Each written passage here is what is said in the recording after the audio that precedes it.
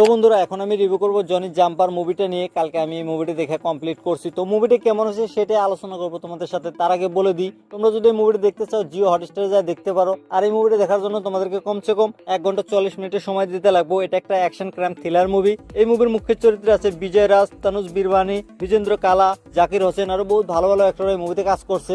আর এই মুভির ডিরেক্টর হলো সৌরভ বর্মা। তো এই মুভির কাহিনীটার কথা যদি বলি, মুভির কাহিনীতে একটা এমএলএ কিডন্যাপ হয়ে যায়। তো সেই কিডন্যাপারটা কে সেটাকে ধরার জন্য কিছু পুলিশ অফিসার ইনভেস্টিগেশন করে। তার সাথে সাথে একটা লোকাল চ্যানেলেরও সহায় নেয় যার নাম জনি জাম্পার। তো সে একটা কেবল অপারেটর, সে সব বাড়ি বাড়িতে যায় কেবল লাগায় আসে। তো সেই কারণে পুলিশ অফিসার গুলো তার হেল্প নেয়। তো জনি জাম্পার তাদের হেল্প করবো কি না করবো, আর সেই কিডন্যাপারটা কে তাকে ধরতে পারবো কি না পারবো সেটা যদি দেখতে চাও, জানতে চাও, তাহলে তোমাদেরকে এই মুভিটা দেখতে লাগবো। তো এই মুভিটা আমার কাছে কেমন লাগছে যদি বলি, এই মুভিটা আমার কাছে অ্যাভারেজ লাগছে।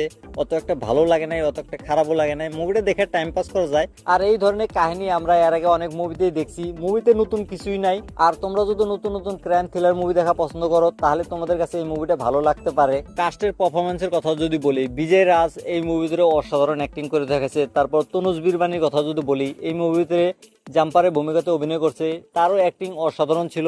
পর জাকির হোসেন আছে, বিজেন্দ্র কালা আছে, সবাই খুব সুন্দরভাবে অ্যাক্টিং করছে। সিনেমাটোগ্রাফির কথা যদি বলি, মুভির সিনেমাটোগ্রাফি গেলা, কালার লাইটিং, ডাইরেকশন খুবই সুন্দর হয়েছে, ব্যাকগ্রাউন্ড মিউজিক খুবই ভালো হয়েছে। তারপর থ্রিলার আর সাসপেন্স গুলো খুব সুন্দরভাবে দেখানো হয়েছে। তার সাথে সাথে ইনভেস্টিগেশন গুলো খুব সুন্দরভাবে দেখানো হয়েছে। তারপর লাস্টের ক্লাইম্যাক্স এর কথা যদি বলি, মুভির লাস্টের ক্লাইম্যাক্সটা অত একটা ভালো হয় নাই কে। কিছু কিছু জায়গাতে কমেডি দেখানোর চেষ্টা করছে, সেগুলো অত একটা ভালো হয় নাই কে। আর তোমরা যদি মুভিটা ফ্যামিলির সাথে দেখতে চাও দেখতে পারো, কোনো প্রবলেম নাই। আর যারা যারা এই মুভিটা দেখে কমপ্লিট করছো তারা আমাকে কমেন্ট করে জানিয়ে দাও মুভিটা তোমাদের কাছে কেমন লাগছে, আর আমার রিভিউটা তোমাদের কাছে কেমন লাগছে সেটা তোমরা কমেন্ট করে জানিয়ে দিও। আর এরকম রিভিউ দেখার জন্য আমার এই চ্যানেলটা সাবস্ক্রাইব করে দিও।